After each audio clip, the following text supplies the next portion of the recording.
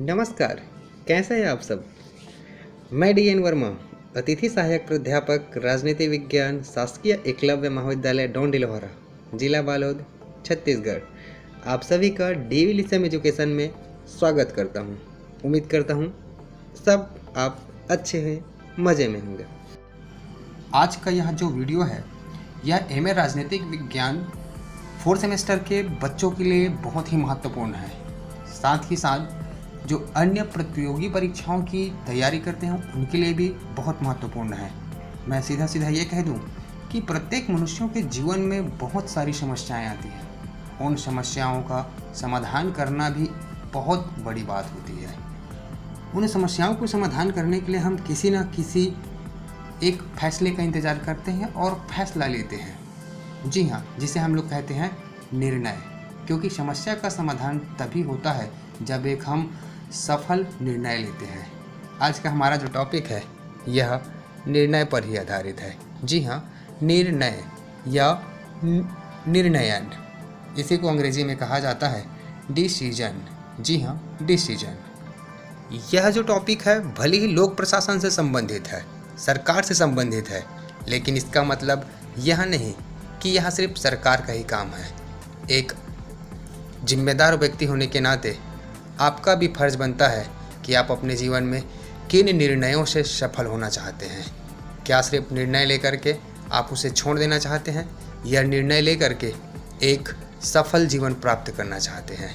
निर्णय का महत्व जीवन में बहुत महत्व होता है, क्योंकि जो व्यक्ति जैसे निर्णय लेता है उनका जीवन उसी तरीके से परिवर्तित हो जाता है।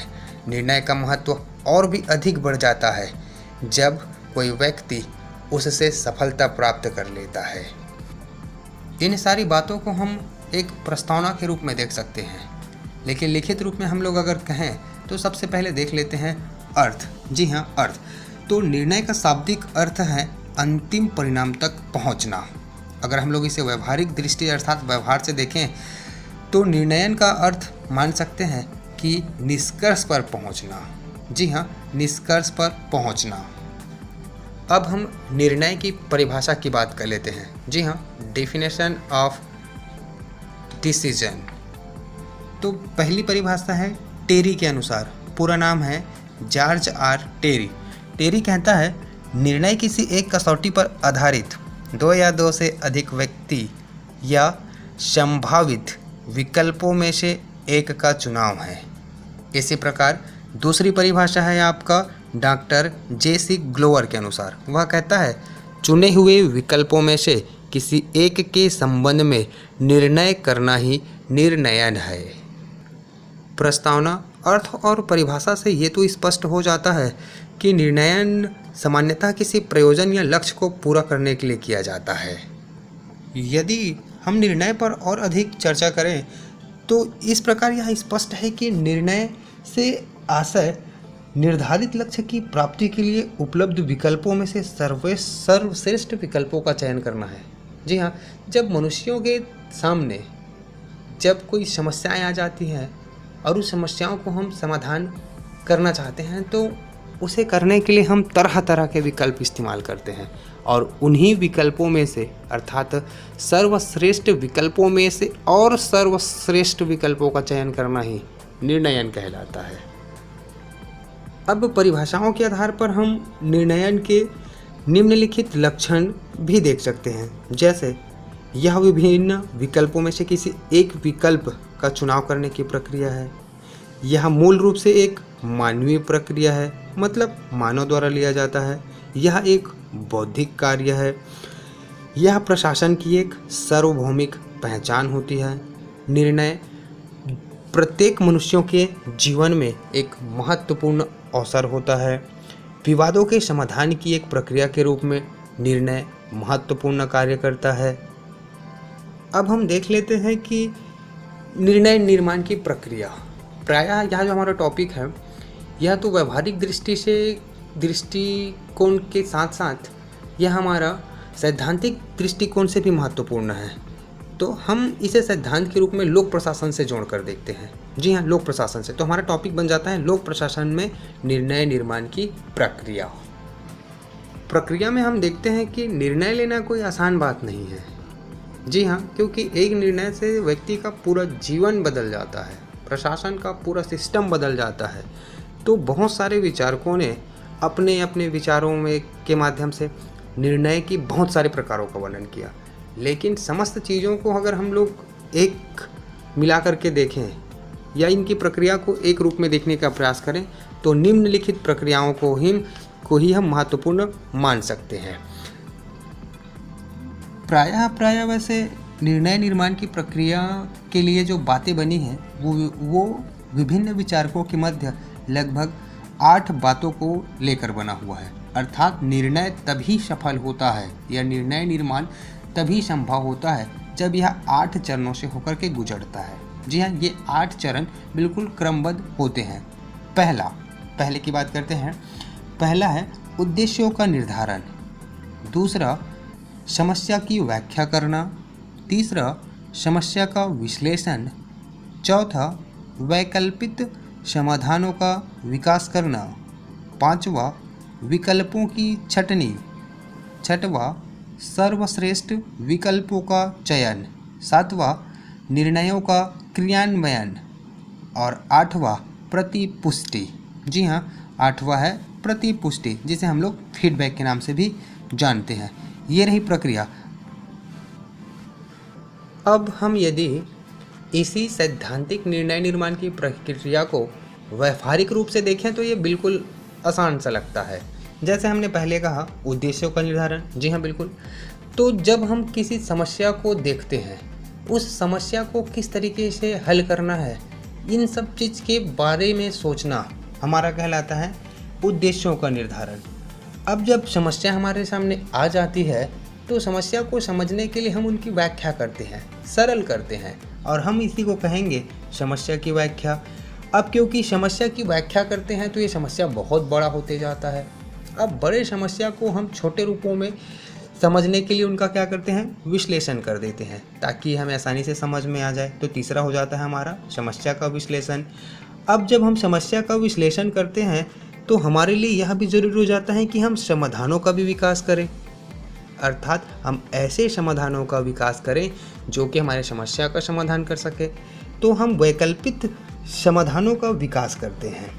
इसके बाद आता है कि अब जितने भी क्या विकल्प हैं वो हमारे समस्या का समाधान कर सकते हैं। जी बिल्कुल नहीं।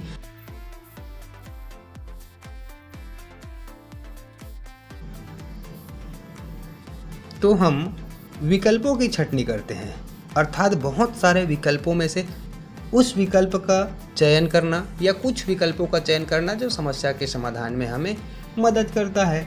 अब जब हम समस्या के समाधान में कुछ विकल्पों का चयन करते हैं तब पता चलता है कि सारे विकल्प यूज़फुल नहीं हैं, तो हम उसमें से कुछ सर्वश्रेष्ठ विकल्प का चयन करते हैं ताकि समस्या का समाधान किया जा सके। और सातवां आ जाता है हमारा निर्णयों का क्रियान्वयन। और जब हमारा समस्या बिल्कुल लगता है कि इस विकल्प से हल हो सकता है तब हम उस निर्णय को उस समस्या पर क्रियान्वयन कर देते हैं, अर्थात क्रियान्वयन कर देते हैं, उनको कार्य रूप में फॉलो करवा देते हैं। और उसके बाद आता है हमारा प्रतिपुष्टि, अर्थात हमने जो समस्या देखी उस समस्या के समाधान के लिए हमने जो भी निर्णय लिया, क्या इस निर्णय से हमें एक अच्छा परिणाम निकला है या मिला है। और इस तरीके से यही हमारा प्रतिपुष्टि होता है। अब हम चर्चा कर लेते हैं निर्णयों के प्रकार, अर्थात टाइप्स ऑफ डिसीजन। तो निर्णय के वैसे बहुत सारे प्रकार हैं, लेकिन हम उन्हीं प्रकारों की चर्चा करेंगे जो महत्वपूर्ण है। जैसे पहला, कार्यात्मक तथा अकार्यात्मक निर्णय। कार्यात्मक निर्णय का मतलब होता है जब कोई व्यक्ति या कोई प्रशासन अपने कार्यों को दिन प्रतिदिन पूरा करने के लिए जो निर्णय लेते हैं, अर्थात जो डेली का निर्णय होता है वो कार्यात्मक निर्णय कहलाता है। और जब हम किसी विशेष कार्यों को करने के लिए विशेष परिस्थिति में जब निर्णय लेते हैं तो इसे ही अकार्यात्मक निर्णय कहा जाता है। दूसरा है हमारा दैनिक तथा आधारभूत निर्णय। जी हाँ, दैनिक तथा आधारभूत निर्णय। इसका मतलब यह है कि जब हम किसी निर्णय का निर्माण बहुत कम सोच समझ कर करते हैं, अर्थात उसके लिए हमने ज़्यादा सोचने समझने की आवश्यकता नहीं होती और जब हम निर्णय ले लेते हैं तो उसे दैनिक निर्णय कहा जाता है। जबकि आधारभूत निर्णय का मतलब होता है कि ऐसा निर्णय जिसे बहुत ही सोच समझकर, विवेक के साथ, ज्ञान के साथ और विश्लेषण के साथ जब समस्त चीज़ों को सोच समझ कर लिया जाता है तो इसे हम लोग आधारभूत निर्णय कहते हैं। तीसरा हम लोग बात करें, तीसरा है संगठनात्मक निर्णय तथा व्यक्तिगत निर्णय। जी हाँ, नाम से पता चल रहा है। संगठनात्मक अर्थात एक संगठन में जब एक व्यक्ति, एक पदाधिकारी कोई निर्णय लेता है और उसे समस्त लोगों को पालन करना पड़ता है तो वो कहलाता है संगठनात्मक निर्णय। जस्ट इसके उल्टा होता है आपका व्यक्तिगत निर्णय। व्यक्तिगत निर्णय ऐसा निर्णय है जो व्यक्ति अपने स्वयं के लिए लेता है, जिसका पालन वह स्वयं करता है और इसे किसी दूसरे से पालन वह नहीं करा सकता। अब बात कर ले हम लोग चौथे प्रकार की, तो चौथा है नियोजित तथा अनियोजित निर्णय। जी हाँ, नियोजित तथा अनियोजित निर्णय। ऐसा माना जाता है कि नियोजित निर्णय जो होता है वो तथ्यों पर आधारित होते हैं और ऐसे निर्णय को लेने के लिए प्रायः हम विशेषज्ञों और वैज्ञानिकों का प्रयोग लेते हैं। जबकि अनियोजित निर्णय जो होता है वो अवसर आने पर ही लिया जाता है और इस प्रकार के निर्णय सरलतापूर्वक नहीं लिए जा सकते और न ही इन निर्णयों के द्वारा संस्था के उद्देश्यों को पूरा किया जा सकता है। इसके बाद आता है हम लोगों का नीति तथा संचालन संबंधी निर्णय। इस निर्णय में हम देखते हैं कि नीति निर्णय अर्थात जो एक संस्था का प्रमुख व्यक्ति, जो महत्वपूर्ण व्यक्ति होता है, उच्च प्रशासक वर्ग के द्वारा जो निर्णय लिया जाता है और बहुत ही प्रभावित होता है तथा बहुत सारे लोगों को, कर्मचारियों को जो प्रभावित करता है वो नीतिगत निर्णय कहलाता है। जबकि संचालक निर्णय का अर्थात या संचालन निर्णय का अर्थ होता है कि एक निम्न व्यक्ति अर्थात जो अधीनस्थ कर्मचारी होता है, जब उसके द्वारा उस नीति को पालन कराने के लिए जब वो निर्णय लिया जाता है तो उसे हम संचालन संबंधी निर्णय मान सकते हैं, जो वस्तुतः व्यक्तियों के व्यवहार को प्रभावित करते हैं। अगला है हमारा जो लास्ट है एकांकी एवं सामूहिक निर्णय। नाम से पता चल रहा है एकांकी मतलब जब प्रशासन के एक व्यक्ति के द्वारा जब कोई निर्णय लिया जाता है तो हम उसे एकांकी निर्णय के नाम से पुकारते हैं और जब यही निर्णय बहुत से लोगों के माध्यम से लिया जाता है अर्थात समूह के माध्यम से लिया जाता है तो इसे हम लोग सामूहिक निर्णय कह सकते हैं। अब देख लेते हैं हम लोग कि जब हम लोग निर्णय लेते हैं तो हमें किन किन बातों का ध्यान रखना चाहिए। तो हम एक टॉपिक मान सकते हैं एक अच्छे निर्णय के आधार। तो पहला है आर्थिक आधार। जी हाँ, आर्थिक आधार जब आप निर्णय लें तो आपके बजट में आ जाए, आप इस तरीके का निर्णय लें। दूसरा वैज्ञानिक आधार अर्थात यह विशेषज्ञों के द्वारा ली गई हो और भविष्य में यह सकारात्मक परिणाम देने वाला हो। अगला है सामाजिक आधार अर्थात हमारे निर्णय में समाज सेवा हो, समाज के लोगों के हित की बातें छुपी हो। अगला है नैतिक आधार अर्थात जब भी कोई प्रशासनिक व्यक्ति नैतिक आधार लेता है तो सामाजिक दृष्टि से भी वह उचित हो और आर्थिक दृष्टि से भी वह उचित होना चाहिए। इसके अलावा हम देख लेते हैं कि उचित समय अर्थात निर्णय बिल्कुल उचित समय में लिया जाना चाहिए, क्योंकि समय के पश्चात अगर निर्णय लिया भी जाता है और पालन किया भी जाता है तो वह उतना अच्छा नहीं होता जितना उनको होना चाहिए। इसके बाद हम लोग देख लेते हैं कि व्यवहारिक प्रयोग। हमारा जो निर्णय है ये वो वाकई में व्यवहार में लागू होने वाला होना चाहिए। ऐसा नहीं कि हम निर्णय ले लिए लेकिन उसे हम व्यवहार में लागू नहीं करा पा रहे हैं या नहीं कर रहे हैं, तो ऐसा निर्णय अच्छा नहीं माना जाता। इसके अलावा हम कह सकते हैं कि बुद्धिपूर्ण निर्णय अर्थात हम जब भी निर्णय लेते हैं तो बहुत सोच समझ कर लेना चाहिए। ऐसा नहीं कि क्रोध में या लालच में, लोभ में, किसी भी प्रकार के अनुचित तरीकों से हम निर्णय का निर्माण ना करें। इस निर्णय निर्माण के आधार को हम अपने शब्दों में भी समझ सकते हैं। जैसे आप कभी कहीं किसी चीज़ कहीं लेने जाते हैं, कभी दुकान गए आप लोग, कभी कपड़ा लेने गए। जब हम कपड़ा लेने जाते हैं तो हम देखते हैं कि कपड़ा अच्छा होना चाहिए, सस्ता भी होना चाहिए, टिकाऊ भी हो जाना चाहिए और हमारे बजट का होना चाहिए, साथ ही साथ वो हमारे साइज़ का होना चाहिए। और इस तरीके से हम एक निर्णय लेकर के एक अच्छे कपड़ों का चयन करते हैं। अब हम चर्चा कर लेते हैं निर्णय निर्माण के मॉडल। जो है यहाँ से प्रश्न पूछे जाते हैं। तो निर्णय निर्माण के मॉडल में हर्बर्ट साइमन का नाम बड़े सम्मान के साथ लिया जाता है। वह एक अर्थशास्त्री और अमेरिका का रहने वाला था। ये आप लोग याद रखिएगा, अमेरिका का था और अर्थशास्त्री था। उन्होंने एक बुक लिखी थी जिनका नाम था एडमिनिस्ट्रेटिव बिहेवियर।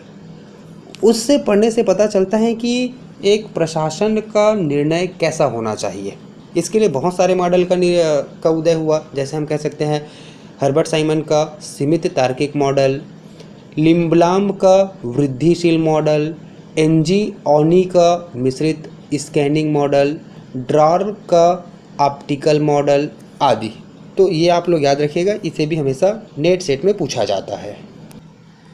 इस तरीके से हमारा निर्णय अर्थात डिसीजन मेकिंग, निर्णय निर्माण सिद्धांत खत्म होता है, पूरा होता है।